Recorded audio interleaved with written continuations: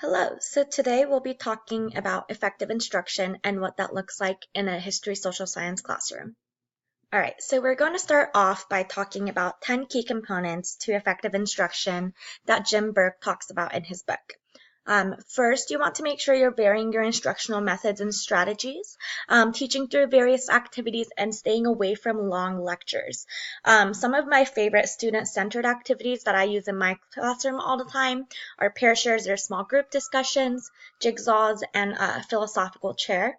I especially like to use pair shares and small group discussions almost daily in my classroom, just because I find that it gives all the students an opportunity to speak up. Even some of my students who are more shy and they don't want to speak up in front of the whole class, I see that they're participating a lot more and they're more comfortable sharing their thoughts when they're discussing in a small group. So this is something that I like to do very often.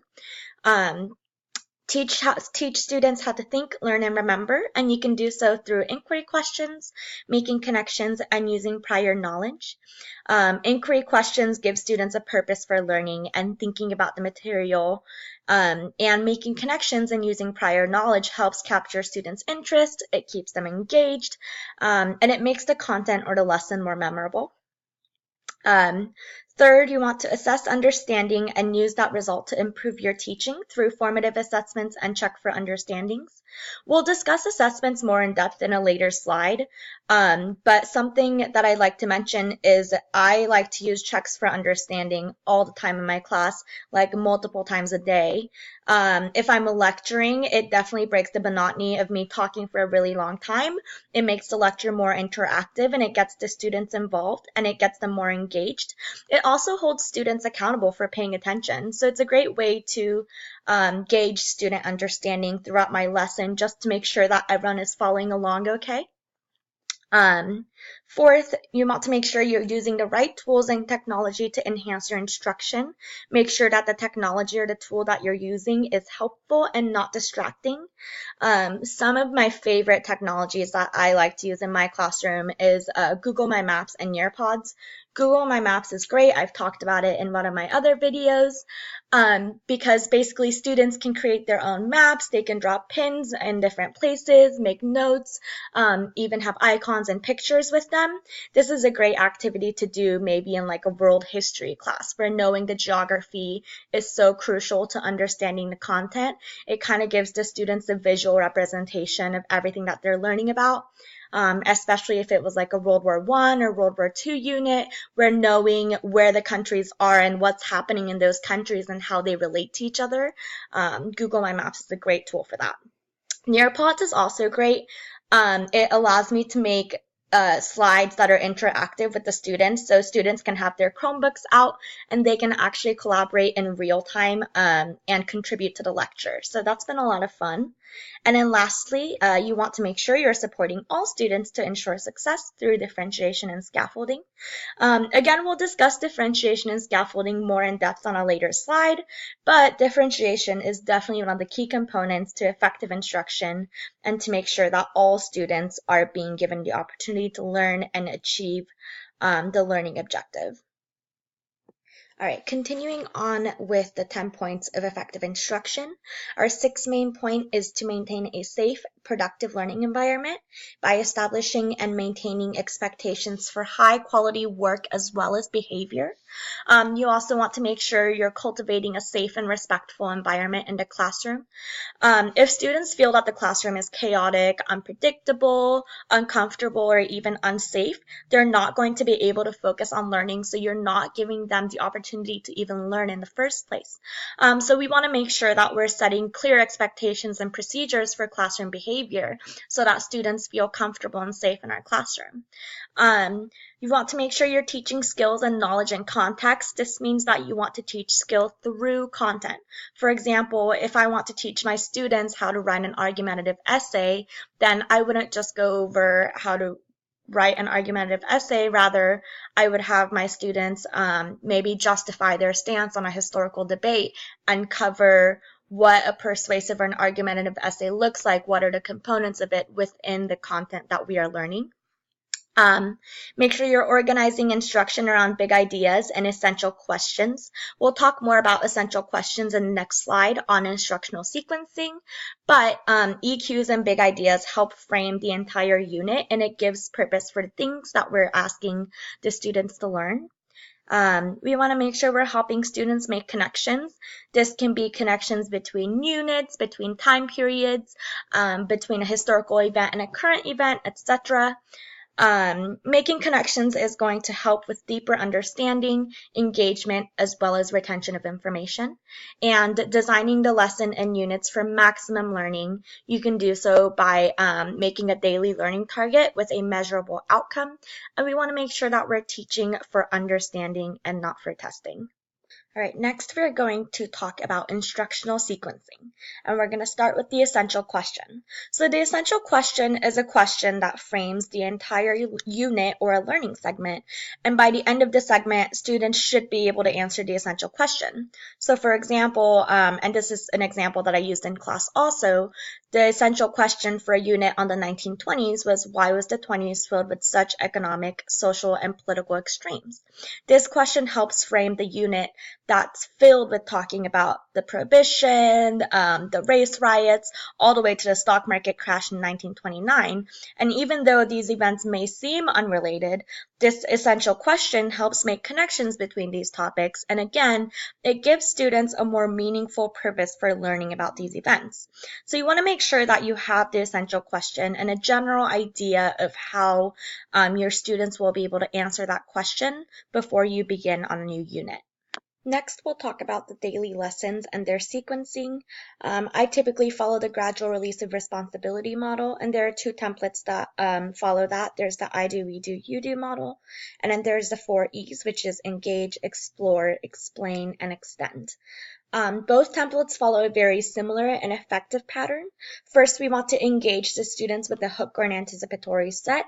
This could be a quick video clip, do a quick write, do a pair share, or maybe ask a personal question that connects to the content that you're about to cover. This gets the students engaged in the instruction. Then you want to introduce the topic or the skill.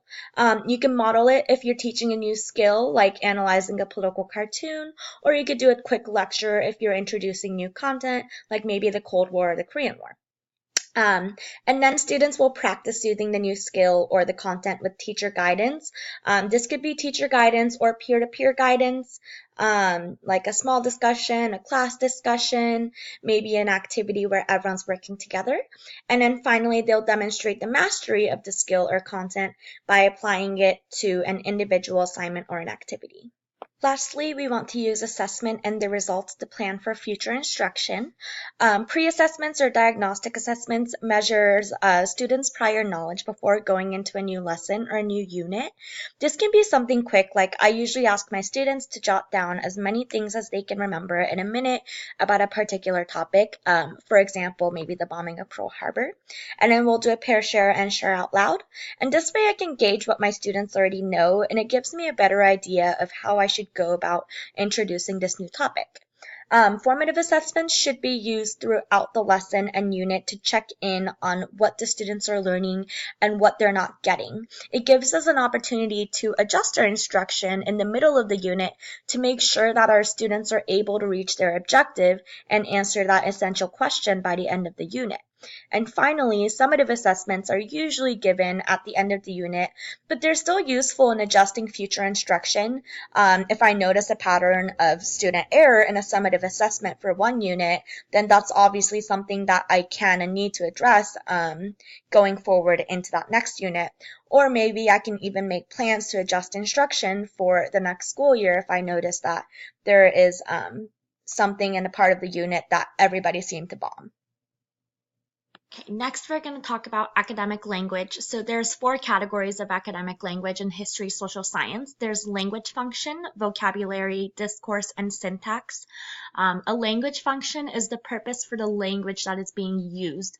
It's typically a measurable action verb such as justify, compare and contrast, explain, or describe. There's 3 types of vocabulary. There's subject specific, which is vocab that that has a different meaning within history, social science, and something that's used outside of history. So for example, ruler, right? There's discipline specific, that is vocabulary that's only meaningful in history, social science. And then there's general vocab, and that would just be general words that's used in everyday life.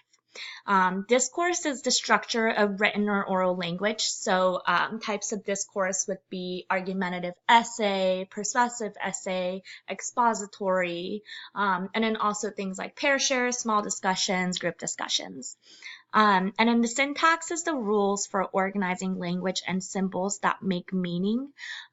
So an example with that would be noting the latitude and longitude, or citations within your essays.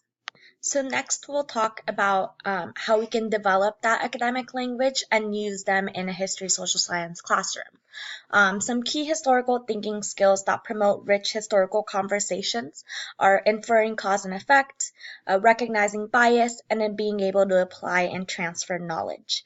And having cognitive flexibility is also crucial for having a rich, deep historical conversation. And cognitive flexibility can be developed through discussions, conversations, and debates. The more students are exposed to ideas different from their own, whether it's from their peers, their teachers, or even a guest speaker, the more they'll be able to develop that cognitive flexibility. And finally, teachers can also facilitate student development of these thinking skills by offering insightful guiding questions and emphasizing habits of mind of looking through a historical lens. So essentially, we want to encourage our students to think, read, and speak like historians in the classroom. All right, next we're going to talk about differentiated instruction and scaffolding.